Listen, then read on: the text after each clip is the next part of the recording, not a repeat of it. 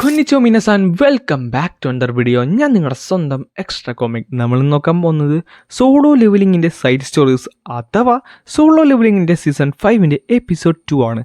അതായത് ചാപ്റ്റേഴ്സ് അല്ല 182ഉം 183ഉമാണ്. ഗൈസ്, കഴിഞ്ഞ 2-3 ദിവസമായി ഞാൻ നാട്ടിലില്ലായിരുന്നു. അതാണ് എനിക്ക് വീഡിയോസ് ഒന്നും ഇടാൻ സാധിക്കാഞ്ഞത്. എന്നാലും ഇനി അങ്ങോട്ട് വീഡിയോസൊക്കെ ഇടാൻ പറ്റും. ഞാൻ തിങ്കളാഴ്ച വരുമെന്നാണ് പ്രതീക്ഷിച്ചത്. പക്ഷേ ശനിയാഴ്ച രാത്രി എനിക്ക് തിരിച്ചു വരാൻ പറ്റിയത് കൊണ്ട് തന്നെ ഞാൻ എന്തായാലും ഇന്നത്തെ വീഡിയോ ഇട്ടിട്ടുണ്ട്. ഇനി നാളെയും മറ്റന്നാളും എല്ലാ ദിവസവും വീഡിയോസ് കാണും. സോ അതൊന്നും മിസ്സായിരിക്കാൻ വേണ്ടി പേജ് ഇപ്പം തന്നെ സബ്സ്ക്രൈബ് ചെയ്ത് വെച്ചേക്ക്. പിന്നെ ഈ വീഡിയോ ഫുള്ളായിട്ട് കണ്ടതിന് ശേഷം ഇഷ്ടപ്പെട്ട് കഴിഞ്ഞാൽ ലൈക്ക് ചെയ്യാനും നിങ്ങളുടെ ഫ്രണ്ട്സിന് ഈ ഒരു വീഡിയോ എത്തിച്ചു കൊടുക്കാനും മറക്കണ്ട. അങ്ങനെ ചാപ്റ്റർ തുടങ്ങാൻ നേരത്ത് ഒരു ചെറിയൊരു ബാറാണ് കാണിക്കുന്നത്. അവിടെ നമ്മുടെ വൂവിൻ്റെ ആ ഒരു ജൂനിയർ പയ്യനുണ്ടായിരുന്നു. അവൻ പറയുന്നുണ്ട്, എനിക്കറിയാം നീ ആ കേസ് ഇതുവരെ വിട്ടിട്ടില്ലെന്ന്. ആ ക്രിമിനൽസില്ലേ അവരുടെ കേസ് നീ അന്നത്തെ ദിവസം എന്തോ ഒന്ന് കണ്ടിട്ടില്ലേ? ഏത് ദിവസം? ഓ, എന്തിനാണ് ഇങ്ങനെ കള്ളം പറയാൻ നോക്കുന്നത്? എനിക്ക് നിന്നെ അറിയാൻ മേലേ. അന്ന് ആ ക്രിമിനൽസ് സറണ്ടർ ആയ ദിവസം, അവന്മാരെ കാണാതായ ദിവസം എന്തോ നീ കണ്ടില്ലേ? കണ്ടടാ, ഒരു ആൻഡ് മോൺസ്റ്ററിനെയാണ് ഞാൻ അവിടെ കണ്ടത്. പക്ഷേ സത്യം പറഞ്ഞാൽ അതിനെങ്ങനെ വിവരിക്കണമെന്ന് എനിക്കൊരു ഐഡിയയും കിട്ടുന്നില്ല. എന്നാൽ ഒരു കാര്യം എനിക്ക് ഉറപ്പാണ്, അതെന്നെ നോക്കി അന്ന് ചിരിച്ചിരുന്നു. ഏത് ആൻഡ് മോൺസ്റ്ററാ? നീ എന്താണ് ഈ പറയുന്നത്? വലിയ ഉറുമ്പിനെ കണ്ടു കാണുമോ? അതങ്ങനെയൊന്നും അല്ലടാ. പെട്ടെന്നായിരുന്നു സൈഡിൽ നിന്ന് ഒരാൾ നമ്മുടെ വൂവിനോട് ആ ഒരു കാര്യം ചോദിക്കുന്നത്. ആൻഡ് മോൺസ്റ്റർ എന്ന് പറയാൻ നേരത്ത് മനുഷ്യരുടെ ശരീരവും ഉറുമ്പിൻ്റെ തലയുള്ള മോൺസ്റ്ററാണോ? പിന്നെ കാണിക്കുന്നത് നമ്മുടെ സ്കൂളാണ്. അവിടെ റണ്ണിങ് ക്ലബ്ബിലുള്ള എല്ലാവരും കിടന്ന് ഓടിക്കൊണ്ടിരിക്കുകയാണ്. അതിനകത്ത് ക്യാപ്റ്റൻ പറയുന്നുണ്ട്, വേഗം ഓടിക്കോ, നമ്മുടെ ഇത്തവണത്തെ ലക്ഷ്യം ഈ വരുന്ന നേഷൻസ് ആണ്. ക്യാപ്റ്റൻ, താങ്കളല്ലേ പറഞ്ഞ ഇത്തവണ റീജിയൽസ് ആണ് നമ്മൾ നോക്കുന്നത്. നീ ഒന്ന് ആലോചിക്കുക, റീജിയൽസ് ഒക്കെ എല്ലാവർക്കും പറ്റും, പക്ഷേ ഇത്തവണ എന്തൊക്കെ വന്നാലും നമ്മൾ ഈ നേഷൻ തന്നെ കീഴടക്കാനെന്ന് പറഞ്ഞുകൊണ്ട് അവരെല്ലാവരും കിടന്ന് ഓടുകയാണ്. ഈ ഒരു സമയത്ത് നമ്മുടെ ജിന്നുവിൻ്റെ ക്ലാസ്മേറ്റ് ഉണ്ടായല്ലോ, അവനാട്ട കതച്ച് തല്ലി. അവൻ ഓടാൻ മേല, പക്ഷേ എങ്കിലും അവൻ ഓടുന്നുണ്ട്. ഇത് കാണുന്ന ജിന്നു പറയുന്നുണ്ട്, ഇവൻ എന്തിനാണ് നമ്മുടെ പുറകെ ഇത്രയും കഷ്ടപ്പെട്ട് പറയുന്നത്? അപ്പോൾ ബെല്ലിനും പറയും ചെയ്യും, സത്യം പറഞ്ഞാൽ മനുഷ്യർ മണ്ടന്മാരാണല്ലേ. എന്നാൽ അടുത്ത സെക്കൻഡ് തന്നെ ജിൻവു പുള്ളിക്കൻ്റെ റൂളേഴ്സ് അതോറിറ്റി യൂസ് ചെയ്ത് അവൻ്റെ ശരീരം വളരെയധികം ലൈറ്റ് ആക്കുന്നുണ്ട്. അടുത്ത സെക്കൻഡിൽ തന്നെ അവൻ പറന്നോടാൻ തുടങ്ങും. അല്ലല്ലേ നമ്മുടെ ജൂനിയേഴ്സ് കിടന്ന് ഓടുന്ന കണ്ടില്ലേ? അവൻ്റെ ഫ്രണ്ടിൽ നമുക്ക് തോക്കാൻ പാടില്ലെന്ന് പറഞ്ഞിട്ട് നമ്മുടെ സീനിയേഴ്സ് അവൻ്റെ പുറകെ വെച്ച് ഓടാൻ തുടങ്ങും. ഈ ഒരു സമയത്ത് ഇതെല്ലാം കണ്ടുകൊണ്ട് ആ ഒരു സാർ അവിടെ നിൽപ്പുണ്ടായിരുന്നു. പിന്നെ കാണിക്കുന്ന ഒരു ഫ്ലാഷ് ബാക്കാണ്. സത്യം പറഞ്ഞാൽ വൂവിനോട് സംസാരിച്ചത് ഈ ഒരു സാറായിരുന്നു. എന്നോട് ക്ഷമിക്കുക, ഞാനവിടുന്ന് പിച്ചും പേയും പറയുകയാണെന്ന് പറഞ്ഞിട്ട് നമ്മുടെ വൈപ്പർ അവിടെ നിന്ന് പോകാൻ പോയപ്പോഴാണ് ജിൻവു ആ ഒരു കാര്യം പറയുന്നത്. എനിക്ക് അതിനെക്കുറിച്ച് കൂടുതൽ അറിഞ്ഞാക്കൊള്ളാമെന്നുണ്ട്. ആ ഒരു മോൺസ്റ്ററിനെ പറ്റി താങ്കൾക്ക് എന്നോട് കുറച്ചുകൂടെ പറയാൻ സാധിക്കുമോ? പിന്നെ കാണിക്കുന്നത് നമ്മുടെ ജിനുവിനെ ഈ ഒരു വൈപ്പർ നോക്കിക്കൊണ്ടിരിക്കുന്ന സീനാണ്. ജിനുവിന് മനസ്സിലായി കഴിഞ്ഞ കുറച്ച് ദിവസങ്ങളായിട്ട് ഇവൻ അവനെ ശ്രദ്ധിക്കുന്നുണ്ടെന്ന്. അപ്പോൾ നമ്മുടെ ബില്യൻ ഒരു കാര്യം പറയുകയും ചെയ്യും, മൈല് എങ്ങനെയാണെന്നുണ്ടെങ്കിൽ ആ ഒരു ഹ്യൂമൻ്റെ മെമ്മറീസ് ഇറേസ് ചെയ്യുന്നതല്ലേ നല്ലത്? ഇപ്പോൾ വേണ്ട, നമുക്ക് കുറച്ചുകൂടെ ഒന്ന് ഒബ്സർവ് ചെയ്ത് നോക്കാം. ഈ ഒരു സമയത്ത് നമ്മുടെ സ്കൂളിലേക്ക് വന്നിട്ടുണ്ടായിരുന്നു. പുള്ളിക്കാരൻ പറയുന്നുണ്ട്, ഇവിടെ എന്തൊരു സ്ട്രേഞ്ച് ഉള്ള കണക്ഷൻ എനിക്ക് ഫീൽ ആകുന്നുണ്ട്. ഇതിൻ്റെ ഇൻസ്റ്റിങ്സ് ആണോന്ന് അറിയാൻ മേല, പക്ഷേ ആ ടീച്ചർ പറഞ്ഞ മോൺസ്റ്റേഴ്സും ആ സസ്പെക്റ്റ് പറഞ്ഞ മോൺസ്റ്റേഴ്സും എല്ലാം ഏകദേശം സിമിലറാണ്. പക്ഷേ ഇതിലുള്ള പ്രോബ്ലം എന്താണെന്ന് വെച്ചാൽ ഞാൻ ആ പയ്യനോട് എങ്ങനെ ഇതിനെപ്പറ്റി ചോദിക്കുമെന്നാണ്. പെട്ടെന്നായിരുന്നു വൂവിൻ്റെ സൈഡിലൂടെ എന്തോ ഒന്ന് പോകുന്നത് അവൻ കണ്ടത്. അവനൊരു കാര്യം മനസ്സിലായി, ഈ സ്കൂളിൽ എന്തോ വിചിത്രമായ ഒന്നുണ്ട്. പിന്നെ കാണിക്കുന്നത് നമ്മുടെ ജിനുവാണ്. പുള്ളിക്കാരുടെ ക്ലാസ്സിൽ ഇരിക്കാൻ നേരത്ത് ജിനുവിനെ തിരക്കി വന്നിരുന്നു. ആ ഡിറ്റക്റ്റീവ് കാര്യമൊക്കെ പറഞ്ഞിട്ട് ജിനുവിനെ പുറത്തേക്ക് വിളിപ്പിക്കുന്നുണ്ട്. നിന്നെ ക്ലാസ്സിൻ്റെ ഇടയിൽ ഡിസ്റ്റർബ് ചെയ്തതിൽ നീ എന്നോട് ക്ഷമിക്കുമോ? അത് കുഴപ്പമൊന്നുമില്ല. സത്യം പറഞ്ഞാൽ കുറച്ചധികം വർഷങ്ങളായി ഞാൻ വൂവിനെ കണ്ടിട്ട്. എന്നാൽ ഇപ്പോൾ അവനെ കണ്ടിട്ട് വളരെയധികം സന്തോഷമുണ്ട്. ഈ ഒരു സമയത്ത് വൂവിന് എന്തൊരു സ്ട്രേഞ്ച് ആയുള്ള ഫീലിംഗ്, അതായത് ജിനുവിനെ കണ്ടിട്ട് പുള്ളിക്കാരന് എന്തൊരു സ്ട്രേഞ്ച് ആയുള്ള ഫീലിംഗ് തോന്നുന്നുണ്ട്. സത്യം പറഞ്ഞാൽ ഒരു പയ്യൻ്റെ കണ്ണുകൾ എങ്ങനെയാണ് ഇതുപോലെ ഇരിക്കാമെന്ന് എനിക്ക് മനസ്സിലാകുന്നില്ല. എന്തായാലും നീ ഇന്ന് നോക്കിയേ, ഈ ഷാഡോസ് ആൻസിനെ പറ്റി നിനക്ക് എന്തെങ്കിലും അറിയാവോ? നീ ഈ ഡ്രോയിങ്സ് എവിടെയെങ്കിലും കണ്ടിട്ടുണ്ടോ? ഉണ്ട്, ഇത് കണ്ടിട്ടുണ്ട്. എന്ത്? നീ എവിടെ വെച്ചാണ് ഇതിനെ കണ്ടത്? ഈ മോൺസ്റ്ററിനെ നീ കണ്ടിട്ടുണ്ടോ? സോറി, ഞാൻ കുറച്ചങ്ങോട്ട് എക്സൈറ്റഡ് ആയിപ്പോയി. കാര്യം കുറച്ച് നാളായിട്ട് ഞാൻ ഈ കേസിൻ്റെ പുറകെ നടക്കുവാണ്. അല്ല, നീ എവിടെ വെച്ചാണ് ഇത് കണ്ടത്? ഇത് ടി വിയിലൊക്കെ കണ്ടിട്ടുണ്ടല്ലോ. കുറേ അധികം സ്പെഷ്യൽ എഫക്ട്സുമായിട്ട് കുറേ ഡ്രാമസിലൊക്കെ വന്ന് ഞാൻ കണ്ടിട്ടുണ്ട്. എന്ത് ഡ്രാമാസോ? ഇവന് ഒന്നും അറിയാമെന്ന് പറഞ്ഞിട്ട് പെട്ടെന്ന് ആ ഒരു പേപ്പർ അവൻ വലിച്ച് മേടിക്കുന്നുണ്ട്. എന്നിട്ട് പറയുന്നുണ്ട്, നിനക്ക് കുഴപ്പമൊന്നും ഉണ്ടാകത്തില്ല, നീ ക്ലാസ്സിൽ കയറിയോ, ഞാനെല്ലാം നിങ്ങളുടെ പ്രിൻസിപ്പളിനോട് പറഞ്ഞിട്ടുണ്ട്. അപ്പോൾ ജിൻവു പറയും ചെയ്യും, എനിക്ക് ആ ഡ്രോയിങ് തരാൻ സാധിക്കുമോ? കാര്യം നമ്മുടെ ടോക്ക് ഒരു മെമ്മറബിളായിട്ട് ഇവിടെ നിൽക്കുമല്ലോ. ഇത് കാണുന്ന ബെറുവിനും ദേഷ്യം വരുന്നുണ്ട്. കാര്യം ഇങ്ങനെയൊക്കെ പെരുമാറാന്നത് പുള്ളിക്കാരനെ നല്ല ചൊറിഞ്ഞ് കയറുന്നുണ്ടായിരുന്നു. അങ്ങനെ ആ ഒരു പേപ്പർ കൊടുക്കുന്നുണ്ട്. അവിടുന്ന് പോകുന്നുണ്ട്. പെട്ടെന്നായിരുന്നു നമ്മുടെ ഇഗ്രിസ് അവിടേക്ക് വന്നിട്ട് പറയുന്നത്, മൈക്കിങ്, താങ്കൾ എന്തുകൊണ്ടാണ് അവനോട് സത്യങ്ങളൊന്നും പറയുന്നത്? എടാ, മറവി എന്ന് പറയുന്നത് ദൈവം മനുഷ്യർക്ക് കൊടുത്തിരിക്കുന്ന ഒരു വരമാണ്. അത് അങ്ങനെ തന്നെ നിൽക്കട്ടെ. ഇതും പറഞ്ഞുകൊണ്ട് ജിനു ക്ലാസ്സിലേക്ക് കയറുന്നുണ്ട്. ജിനു ക്ലാസ്സിൽ കയറിയപ്പോൾ തന്നെ കുറേയധികം പിള്ളേർ അവൻ്റെ ചുറ്റിനും വന്നിപ്പോണ്ട് എന്തിനാണ് അവനെ ഡിറ്റക്റ്റീവ് പിടിച്ചെന്ന് അറിയാനായിട്ട്. എന്നാൽ പെട്ടെന്നായിരുന്നു കഴിഞ്ഞ ചാപ്റ്ററിൽ നമ്മൾ ജിനുവിനെ പുള്ളി ചെയ്യാൻ ശ്രമിച്ച കുറച്ചധികം ക്ലാസ്മേറ്റ്സ് അവിടേക്ക് വന്നിട്ട് പറയുന്നത്, നീ വലിയ ആളായിട്ടൊന്നും ചമയല്ല കേട്ടോ, നിന്നെ പോലീസ് പിടിച്ചാണ്, അതിനർത്ഥം നീ എന്തൊക്കെ ഇവിടെ ഉണ്ടാക്കിയിട്ടുണ്ടെന്നല്ലേ, അതുകൊണ്ട് മര്യാദയ്ക്ക് ക്ലാസ്സിൻ്റെ പുറത്തേക്ക് പോവാം, നമുക്കിവിടെ തല്ലി നോക്കാം, ആരിവിടെ ജയിക്കുമെന്ന് നമുക്ക് നോക്കാമെന്ന് പറയാനത് പെട്ടെന്നായിരുന്നു അവൻ്റെ കഴുത്തിൽ ഒരുത്തം പിടിച്ച് മുകളിലേക്ക് പൊക്കുന്നത്. അത് അവരുടെ സീനിയേഴ്സ് ആയിരുന്നു. സീനിയേഴ്സ്, നിങ്ങൾ എന്താണ് ഇവിടെ ചെയ്യുന്നത്? ഞങ്ങളുടെ പ്രിയപ്പെട്ട ജൂനിയറിനെ ഇടിയിട്ടാതെ രക്ഷപ്പെടുത്തുന്നു. അങ്ങനെയൊന്നും പറയല്ലേ.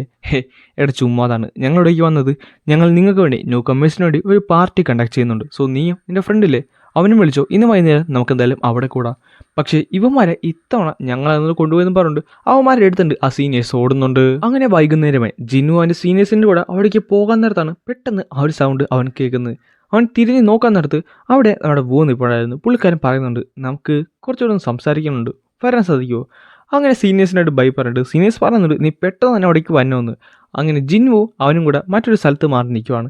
എന്നിട്ട് നമ്മുടെ ജിന്നു പറയുന്നുണ്ട്, താങ്കൾക്ക് ഒന്ന് പെട്ടെന്ന് സംസാരിക്കാൻ പറ്റിയ അത്രയും നല്ലതാണ്, കാര്യം എനിക്ക് അവിടേക്ക് പോകണമെന്ന് പറയാൻ നേരത്ത് നമ്മുടെ വൂ സംസാരിക്കാൻ തുടങ്ങും. ഹണ്ടർ സങ് ജിൻവു, ഇത് ശരിക്കും താങ്കളാണോ? നേരത്തെ ജിന്നുവിന് ആ ഒരു പേപ്പർ കൊടുത്തപ്പോൾ ജിന്നുവിൻ്റെ കയ്യിൽ അവൻ്റെ വിരലുകൾ നൈസിലൊന്നും മുട്ടുന്നുണ്ടായിരുന്നു. അതിനിടെ തിരിഞ്ഞ് നടക്കുമ്പോഴാണ് ആ ഒരു സൗണ്ട് അവൻ കേട്ടത്. അസോസിയേഷൻ ലീഡർ, താങ്കൾ എന്നെ ട്രസ്റ്റ് ചെയ്യുന്നുണ്ടോ? ഇത് കേട്ട് അവൻ തിരിഞ്ഞു നോക്കുന്നുണ്ട്. നമ്മുടെ വൂ തിരിഞ്ഞു നോക്കുന്നുണ്ടെങ്കിലും അവിടെ ആരും തന്നെ ഇല്ലായിരുന്നു. അപ്പോഴാണ് മറ്റൊരു സൗണ്ട് അവൻ കേൾക്കുന്നത്. അതെ, എനിക്ക് താങ്കളെ വിശ്വാസമാണ്. അത് വൂവിൻ്റെ സൗണ്ട് തന്നെയായിരുന്നു. പെട്ടെന്ന് തന്നെ അവൻ്റെ ഉള്ളിൽ എവിടെയോ ഉണ്ടായിരുന്ന കുറേയധികം ഓർമ്മകൾ അവന് തേടി വരും. അവനൊന്നും തന്നെ വിശ്വസിക്കാൻ സാധിക്കുന്നില്ലായിരുന്നു. ജിൻവിനെ കണ്ടത് കഴിഞ്ഞ ജന്മത്തിൻ്റെ അവൻ്റെ കഥകളും എല്ലാം തന്നെ അവന് മനസ്സിലേക്ക് വരും. ഇതൊക്കെ എങ്ങനെ സാധ്യമായി? ഇതെങ്ങനെയാണ് സാധ്യമായത്? പിന്നെ കാണിക്കുന്നത് നമ്മുടെ സോളോ ലെവലിങ്ങിലെ ആ ഒരു കാര്യമാണ്. നമ്മുടെ ജിൻമുവിനോട് നമ്മുടെ വൂ ചോദിക്കുന്നുണ്ടായിരുന്നു, ഹണ്ടർ സങ്, താങ്കൾ ശരിക്കും ഇവരെല്ലാവരുമായിട്ട് ഒറ്റയ്ക്ക് ഫൈറ്റ് ചെയ്യാൻ പോകുവാണ്? അതെ. കാര്യം എന്താണെന്നറിയാവോ? കാര്യം ഞങ്ങൾ ഹയർ ബീങ്സിന് ടൈം മറ്റൊരു രീതിയിലാണ് ഫ്ലോ ചെയ്യുന്നത്. അതുകൊണ്ട് തന്നെ ഞങ്ങളുടെ മെമ്മറിക്ക് വലിയ കുഴപ്പമൊന്നും ഉണ്ടാകത്തില്ല. പിന്നെ നമ്മൾ പ്രസൻറ്റിലേക്ക് വന്നിട്ടുണ്ട്. സോ ഹണ്ടർ സങ്, എത്ര നാളായി താങ്കൾ ആ ഡയമെൻഷൽ ക്രാക്കിലേക്ക് പോയിട്ട്? സോ എനിക്ക് തോന്നുന്നു 2 വർഷമായെന്നാണ്. കാര്യം 2 വർഷമായില്ലേ ഇവനെ കാണാതായിട്ട്. പെട്ടെന്നായിരുന്നു ജിനു ആ ഒരു കാര്യം പറയുന്നത്. 27 വർഷം. ഇത് കേട്ടപ്പോൾ വു ഞെട്ടിത്തെറിച്ചു പോയി. അവൻ ചോദിക്കുന്നുണ്ട്, താങ്കളത് റിഗ്രറ്റ് ചെയ്യുന്നുണ്ടോ? ഒരിക്കലുമില്ല. ഞാൻ ചെയ്ത ഡിസിഷനല്ലേ ഇത്. ഞാനായിട്ടെടുത്ത ഡിസിഷനാണ്. അതുകൊണ്ട് ഞാൻ ഒരിക്കലും അത് റിഗ്രറ്റ് ചെയ്യുന്നില്ല. എനിക്ക് തോന്നുന്നു താങ്കൾ ഈ ഒരു ലൈഫ് നന്നായിട്ട് തന്നെ എൻജോയ് ചെയ്യുന്നുണ്ടെന്നാണ്. അതെ, ഞാൻ നന്നായിട്ട് തന്നെ സാറ്റിസ്ഫൈഡ് ആണ്. ഈ ഒരു ലൈഫിൽ എനിക്ക് എൻ്റെ പേര് മാറ്റണ്ട, എൻ്റെ ലുക്ക് മാറ്റണ്ട, എൻ്റെ ഐഡൻറ്റിറ്റി മാറ്റണ്ട, ഒന്നും തന്നെ വേണ്ട. സത്യം പറഞ്ഞാൽ ഇവനൊരു ഇമ്മോർട്ടലാണ്, ഏജിങ് ഉള്ള ഒരു ദൈവമാണ്. അല്ല, അവൻ ദൈവം തന്നെയാണ്. എന്നിട്ടും അവനൊരു സാധാരണ മനുഷ്യരെ പോലെ എല്ലാവരുടെയും ഇടയിൽ ജീവിക്കുവാണ്. സോ ഇനി എന്ത് ചെയ്യാനാണ് നിൻ്റെ പ്ലാൻ? സത്യം പറഞ്ഞാൽ ഞാൻ അതിനെപ്പറ്റി ചിന്തിച്ചിട്ടൊന്നുമില്ല. അങ്ങനെയാണെന്നുണ്ടെങ്കിൽ നിനക്ക് ഈ സൈഡിലേക്ക് വരാമല്ലേ? ഏത് പോലീസിലോ? അത് തന്നെ കുറേയധികം ക്രിമിനൽസ് ഉണ്ട്. പണ്ട് മോൺസ്റ്റേഴ്സിനെ ഫൈറ്റ് ചെയ്യുന്ന പോലെ നമുക്കിവിടെ ക്രിമിനൽസുമായിട്ട് ഫൈറ്റ് ചെയ്യാം, അവരെ പിടിക്കുകയും ചെയ്യാം. ഞാനൊക്കെ പോലീസായി കഴിഞ്ഞാൽ പിന്നെ നിങ്ങൾക്ക് ചെയ്യാൻ വല്ല ജോലി ബാക്കിയുണ്ടാകുമോ? ചിരിച്ചുകൊണ്ട് നമ്മുടെ വൂ പറയുന്നുണ്ട്, സത്യം പറഞ്ഞാൽ അതുപോലത്തെ ഒരു ലോകത്താണ് നമ്മളിപ്പോൾ ജീവിക്കുന്നത്. എന്തായാലും ഞാൻ അതിനെപ്പറ്റി ഒന്ന് ചിന്തിക്കാമെന്ന് പറഞ്ഞുകൊണ്ട് നമ്മുടെ ജിന്നു പതുക്കെ അവിടുന്ന് പോകുന്നുണ്ട്. അപ്പോൾ വൂ പറയുകയും ചെയ്യും, ഞാൻ എന്തായാലും നിനക്ക് വേണ്ടി വെയിറ്റ് ചെയ്യുമായിരിക്കണം. എനിക്ക് വേണ്ടി വെയിറ്റ് ചെയ്യേണ്ടെന്നേ ഞാൻ പറയത്തുള്ളൂ. കാര്യം എനിക്ക് നന്നായിട്ട് അറിയാം, നല്ല പ്രഷറുള്ള ജോലിയാണ്, പക്ഷെ ഒട്ടും ശമ്പളമില്ലെന്ന്. പിന്നെ കാണിക്കുന്നത് ഒരു മരുഭൂമിയാണ്, ദൂരെ ഒരു മരുഭൂമി. സത്യം പറഞ്ഞാൽ കുറച്ചധികം സമയങ്ങൾ കടന്നു പോയിട്ടുണ്ട് ഈ ഒരു ഇൻസിഡൻറ്റ് കഴിഞ്ഞ്. ഒരാളൊരു കോൾ ചെയ്യുവാണ്. അവൻ പറയുന്നുണ്ട്, ഞാൻ ഒരു ട്രാവലറാണ്, ഞാനിവിടെ ഡെസേർട്ട് ഇങ്ങനെ നടക്കാൻ നേരത്താണ് ഒരു കാഴ്ച കാണുന്നത്. അല്ല, ഇതൊരു എമർജൻസി റിപ്പോർട്ട് സെൻ്ററാണ്, താങ്കൾക്ക് എന്തെങ്കിലും പ്രശ്നമുണ്ടോ? ഇല്ല, പ്രശ്നമൊന്നുമില്ല. പിന്നെ എന്തിനാണ് താങ്കൾ വിളിച്ചത്? ഞാൻ ഒരു കാഴ്ച കണ്ടു, അതിനെപ്പറ്റി പറയാനാണ് ഞാനിപ്പോൾ വിളിച്ചത്. കാഴ്ചയോ? എന്തെങ്കിലും ഡേഞ്ചറസ് ആയിട്ടുള്ള സിറ്റുവേഷൻ ആണോ? അങ്ങനെയൊന്നുമില്ല. അത് ഡേഞ്ചറസ് ആണോ എന്ന് ചോദിച്ചു കഴിഞ്ഞാൽ എനിക്കറിയാമല്ലോ, പക്ഷേ ഇതെങ്ങനെ എക്സ്പ്ലെയിൻ ചെയ്യണമെന്ന് എനിക്ക് സത്യം പറഞ്ഞാൽ അറിഞ്ഞൂടാ. എക്സ്പ്ലെയിനോ? താങ്കൾ എന്താണ് ഈ പറയുന്നത്? എന്തോ പൊട്ടുന്നുണ്ട്, വളരെ വളരെ വലിയ ക്രാക്ക് വീഴുന്നുണ്ട്. പൊട്ടുന്നോ? ക്രാക്കോ? താങ്കൾ എന്താണ് ഈ പറയുന്നത്? ഡെസേർട്ട് വല്ല ബിൽഡിങ്ങോ? ഇതെന്താണ്? ഡെസേർട്ട് ബിൽഡിംഗ് ഒന്നും കാണത്തില്ലല്ലോ. എന്താണ് താങ്കൾ പറയണമെന്നൊന്ന് തെളിച്ച് പറയാൻ സാധിക്കുമോ? സത്യം പറഞ്ഞാൽ ആകാശം ഇവിടെ പൊട്ടിപ്പൊളിയുവാണ്. പിന്നെ കാണിക്കുന്നത് നമ്മുടെ ഇഗ്രസിനാണ്. മൈലീഗ്, താങ്കൾ ഈ ക്വസ്റ്റ്യൻ നമ്പർ 24 ഇങ്ങനെയല്ല ചെയ്യേണ്ടത്. മൈലീഗ്, ഈ ഒരു സമയത്ത് ജിന്നു മറ്റെവിടെയോ ശ്രദ്ധിച്ചുകൊണ്ടിരിക്കുകയാണ്. പുള്ളിക്കാരന് എന്തൊരു ഫീലിംഗ് വരുന്നുണ്ട്. അങ്ങനെ ഒരു കഫേയുള്ള കാര്യമാണ് പിന്നെ കാണിക്കുന്നത്. നേരത്തെ അതായത് ജിന്നുവിനെ ക്ഷണിച്ച ആ ഒരു പുള്ളിക്കാരൻ ഉണ്ടായിരുന്നല്ലോ, അവൻ അവിടെ ഉണ്ടായിരുന്നു. അവൻ പറയുന്നുണ്ട്, long time no see shadow monarch. അല്ല, നിങ്ങളാണോ ഇതൊക്കെ ചെയ്യുന്നത്? നിങ്ങളും റൂളേഴ്സും കൂടെ ചേർന്നതാണോ ഇതൊക്കെ ചെയ്യുന്നത്? ഞങ്ങളൊന്നുമില്ല, അത് മറ്റൊരു ഡിഫറൻ്റ് ആയിട്ടുള്ള സംഭവമാണ്, നമ്മൾ ഇതുമായിട്ട് ഒരു ബന്ധം പോലും ഇല്ല. സോ ആരാണ് അവരെപ്പറ്റി നിങ്ങൾക്ക് എന്തെങ്കിലും അറിയാവോ? സത്യം പറഞ്ഞാൽ അവർ ഈ ലോകത്തുള്ളതല്ല, ഈ ലോകത്തിൻ്റെ പുറത്തുള്ള കുറച്ചധികം ആൾക്കാരാണ്. എനിക്ക് തോന്നുന്നത് army of the skies chase ചെയ്തതുകൊണ്ട് തന്നെ അവരുടെ ഡയറക്ഷൻ ചേഞ്ച് ചെയ്താണ് ഇവിടേക്ക് വന്നിട്ടുള്ളത്. സോ എന്തുകൊണ്ട് എർത്ത് എന്തിനായിരിക്കും ഇവിടേക്ക് വന്നിട്ടുള്ളത്? അവരറിയപ്പെടുന്നത് ടൈറ്റൻസ് എന്നാണ്.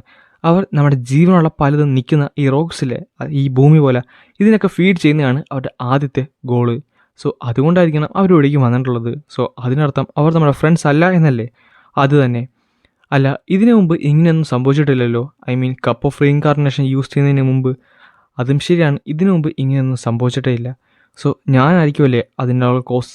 റൂളേഴ്സ് പറയുന്നത് അവർ വരുന്നത് താങ്കളുടെ പവറിന് വേണ്ടിയാണ്, താങ്കൾ പ്രോസസ് ചെയ്യുന്ന ആ ഒരു പവേഴ്സിന് വേണ്ടിയാണ് അവരിവിടേക്ക് വരുന്നതെന്നാണ്. അതുകൊണ്ടായിരിക്കണം ഇപ്പം ഇങ്ങനെയൊക്കെ സംഭവിക്കുന്നത്.